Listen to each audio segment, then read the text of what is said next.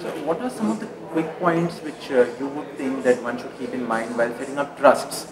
And that is something which is very critical. You talked about a trust which is set up through a will, and a life trust as well. So could you point some?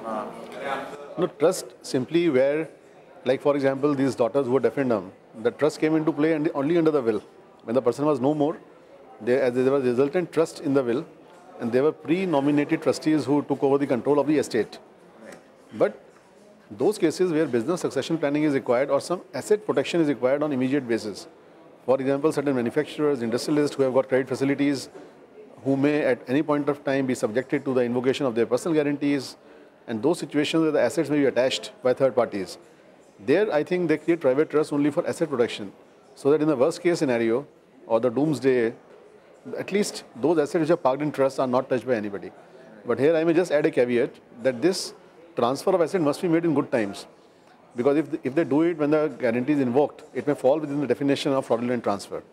So they have to plan it well, plan on time, so that nobody can question the transfer of asset from individual to trust. Okay. So you also talked about the role of intention, which is important. Can you elaborate a bit on that in case of a will? You see, when somebody, in most of the cases when the will is done by somebody, he many times is under a particular psychological state of mind.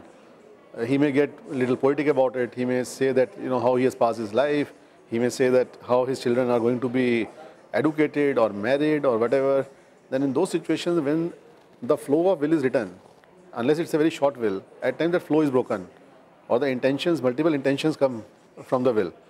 So therefore you have actually to read the will in between the lines and see what the actual intention of testator is, with whom he wishes to park his estate and to what extent.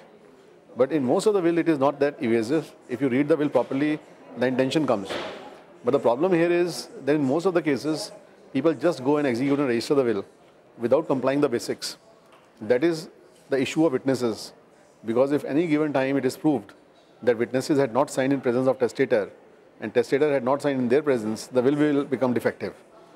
So it's a technical document which at times these basic formalities are ignored.